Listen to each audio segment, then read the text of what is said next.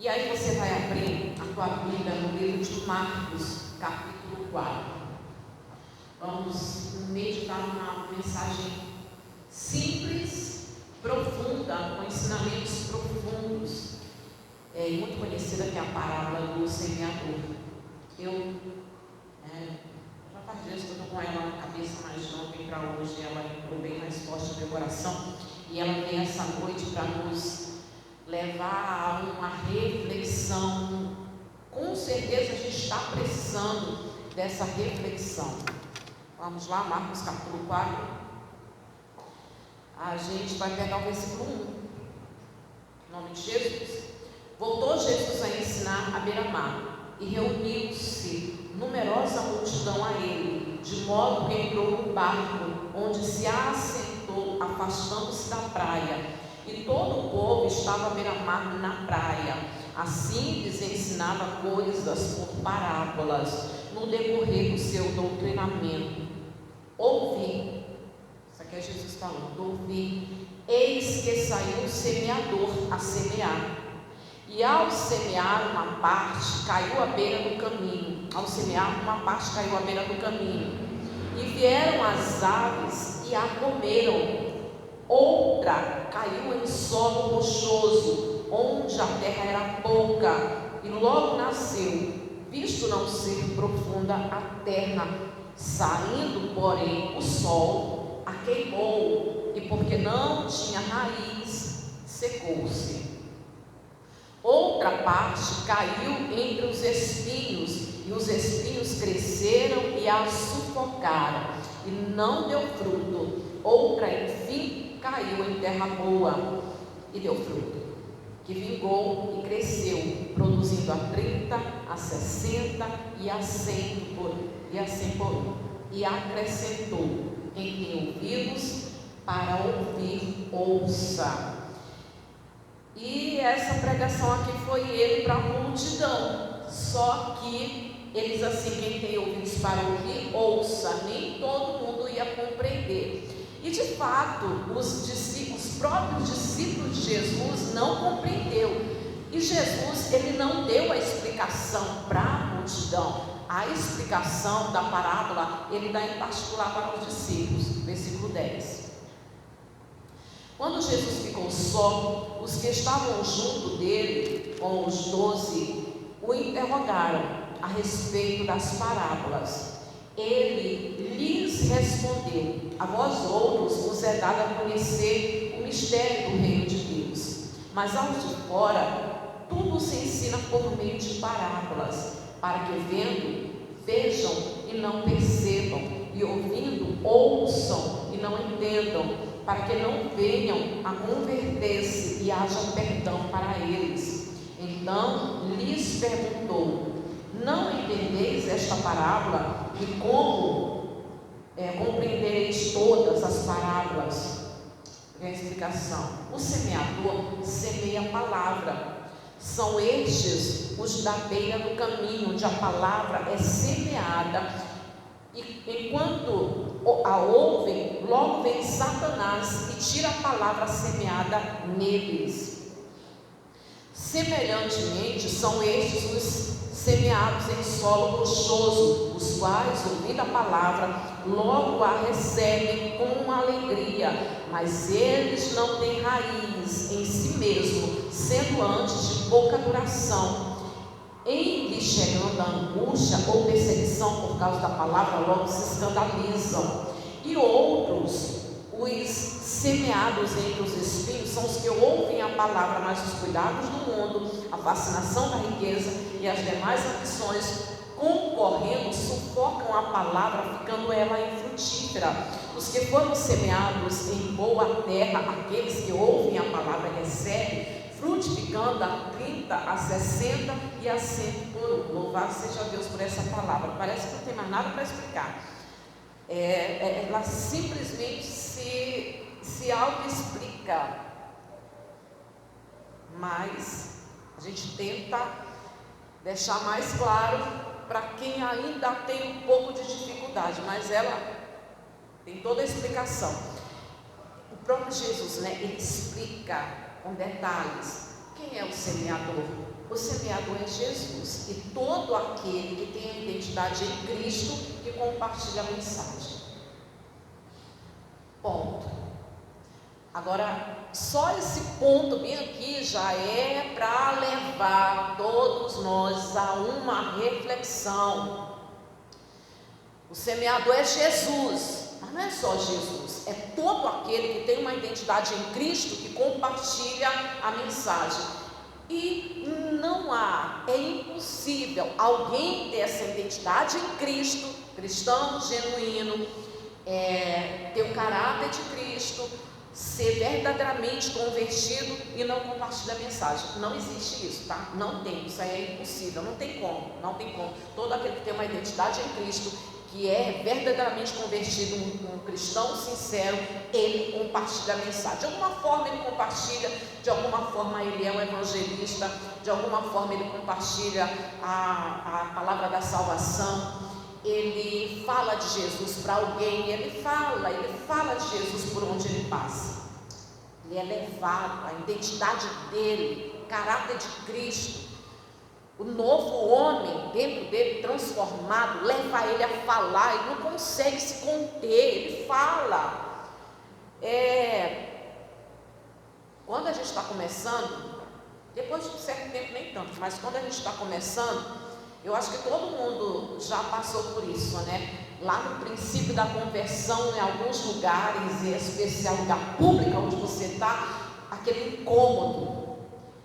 E você fica por dentro, se remoendo, porque ainda não há uma ousadia, você ainda está no processo ainda, né? De amadurecimento, então você fica, aquela vontade de falar, é porque lá na fila comentaram algumas coisas, e aquilo dali leva você a falar do Evangelho, da Palavra de Deus, da salvação, de Jesus, e aí você fica, acho que todo mundo já passou por isso, mas esse é o começo, esse é o início do processo.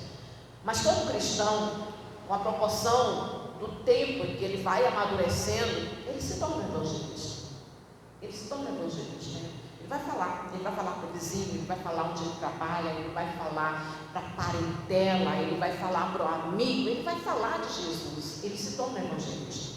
E a semente é a palavra de Deus, a semente é a pregação do Evangelho, a semente é a palavra de Deus, a semente é tudo aquilo que está escrito no livro sagrado. A semente é as promessas de Deus, a semente são as advertências de Deus, a semente são as diretrizes de Deus, a semente é tudo aquilo que está na Bíblia, o Evangelho puro, sem distorcer absolutamente nada. E ele puro, a simplicidade do Evangelho é muito lindo, a semente é a palavra.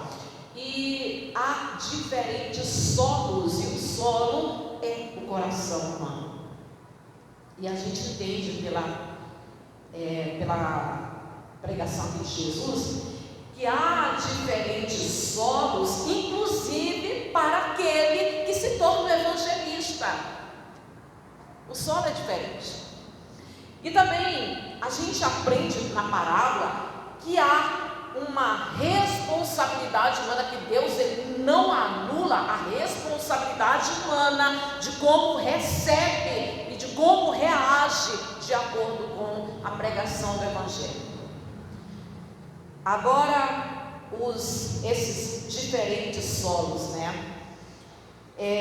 Primeiro, o solo superficial, aonde o semeador ele sai, e algumas sementes elas ficam à beira do caminho, a terra fina, elas caem e elas geram. E volto a falar, irmãos, esse solo representa o nosso coração. O solo é o coração do homem. E a terra fina, ela até brota, porém, como ela não tem raiz, logo vem o sol, queima, ela murcha, ela morre.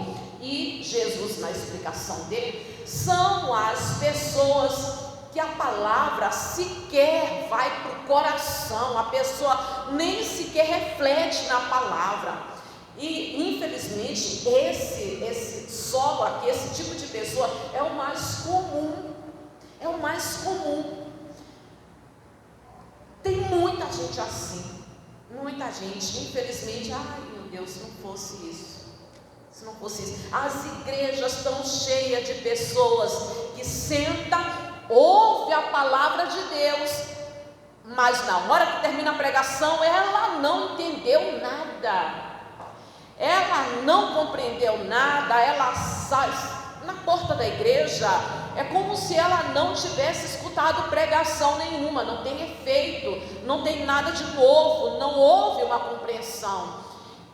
O próprio diabo, ele tira, ele arranca do coração daquela pessoa de uma maneira muito simples. Ele não tem dificuldade nenhuma, porque não criou raiz, porque não desceu para o coração, para reflexão, para meditar. Então ele tira do coração da pessoa, para que ela não venha a refletir, para que ela não venha a se arrepender, para que ela não venha a se converter. Esse é o primeiro solo.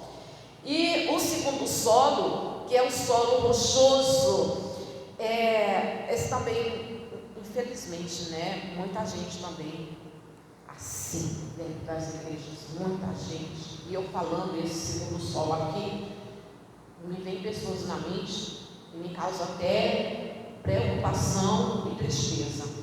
São as pessoas que elas até recebem a palavra de Deus com alegria, com emoção, e elas estão ali, elas gostam do lugar onde elas estão, e elas acham bonito, né? A palavra de Deus é algo bonito, ela entendeu, porém ela não amadurece, ela não cuida, não cultiva, ela não procura cultivar essa semente, porque não basta receber a palavra com alegria.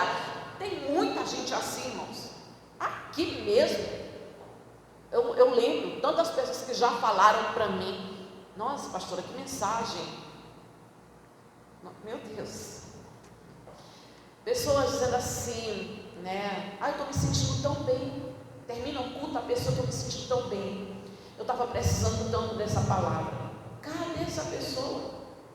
Não houve mudança, não houve transformação. Ela recebe com alegria, mas logo ela volta para a sua vida de pecado, para os seus antigos, para o seu pecado de estimação, seja o pecado que for. Seja o pecado que ela tem lá fora, não há mudança, não há conversão. Esse é o segundo solo.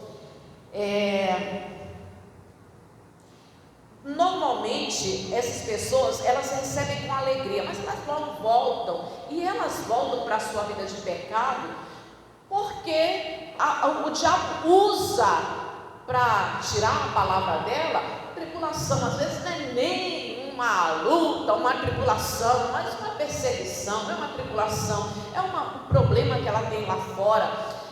Exemplo, tá? Eu falando aqui, aí me vem algumas pessoas, algumas situações que eu já acompanhei. Exemplo, às vezes é a importunação dos pais, a cobrança dos pais. Já vai para a igreja de novo, tu já foi ontem, e isso não é a hora que termina o culto, a hora que tu vem de lá. E essas coisas não são uma grande tribulação, mas essa irritação, essa tribulação, essa perseguição por causa da palavra, volto a dizer para vocês, eu preciso falar, eu estou falando aqui com vocês, e me vem na mente situações que eu acompanhei. Eu acho que eu já até comentei isso aqui, mas vou falar uma rapidamente, né? Não falar o nome da pessoa, é porque eu estou gravando.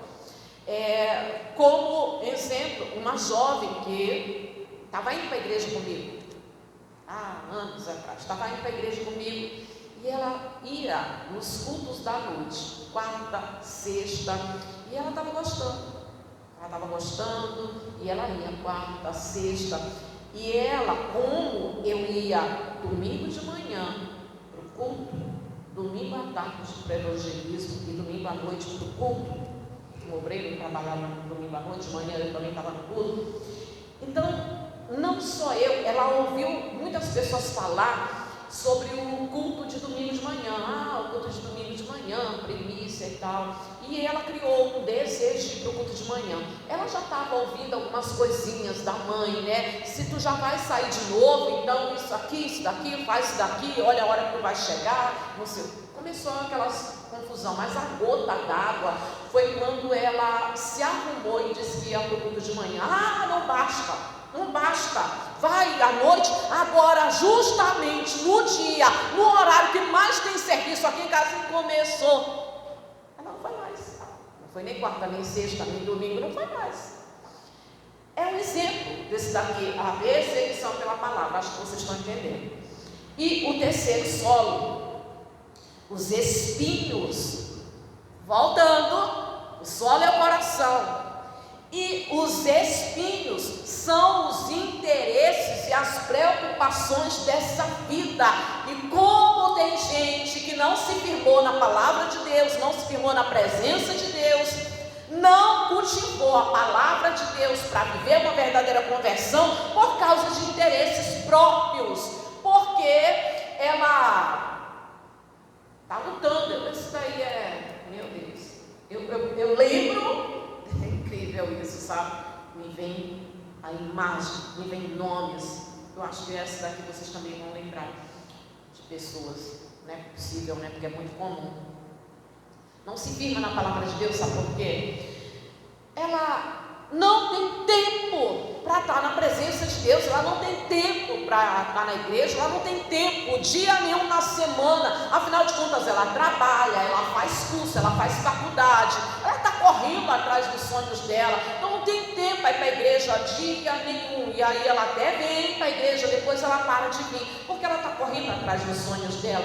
Ela quer se profissionalizar, porque ela quer dar uma vida melhor, ela quer viver melhor. Então ninguém vai correr atrás dos sonhos dela, ninguém vai pagar as contas dela, ninguém vai pagar o cartão dela. Então ela está correndo atrás de dinheiro, de objetivo, de sonho, de prazeres. Ah, mas eu estou tão nova, e os amigos, né, eles vão sair, até vontade de ir na igreja, mas vai ter uma excursão para Parnaíba, e essa excursão a turma que eu conheço, vai todo mundo. Hoje, final de semana, já vou faltar à igreja de novo, mas eu tenho que aproveitar. Por aí vai, dando exemplos, mas que o Espírito Santo possa trazer à tua memória outras situações parecidas.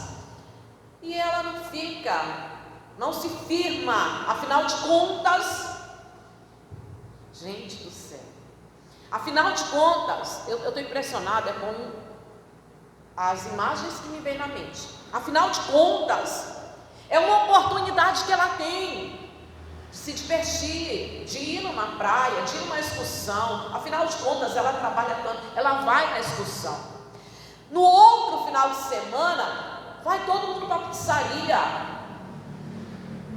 Poxa vida, se ela for para a igreja, ela pode sair tarde, ela não vai conseguir ir para a pizzaria, ela vai. Quando pensa que não, irmãos, ela saiu da presença de Deus. Por quê? Porque ela está preocupada com as coisas dela, com as coisas dessa vida, com os prazeres dessa vida. Os espinhos são as coisas terrenas. Esses são os espinhos que acabam sufocando a palavra de Deus, que não germina. E finalmente vem o quarto solo, que é o solo bom.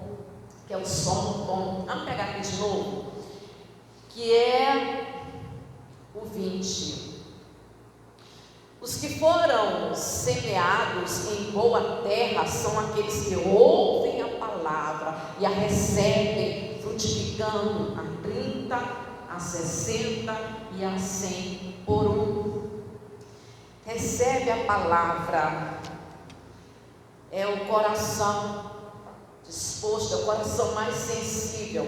Recebe a palavra e germina. Por que germina? Porque ela cultiva a palavra.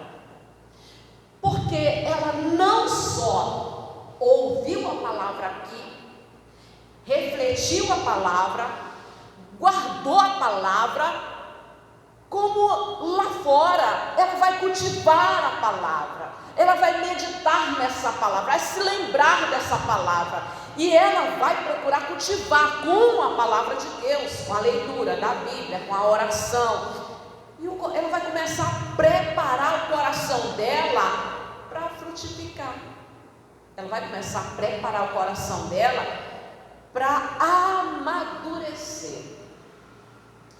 E essa parábola, ela nos traz nessa noite a refletir sobre a qualidade do nosso solo. Qual a qualidade do nosso coração? Como é que está o nosso coração? Como é que nós agimos com o investimento de Deus em nós? Porque Deus está investindo em nós agora, nesse exato momento.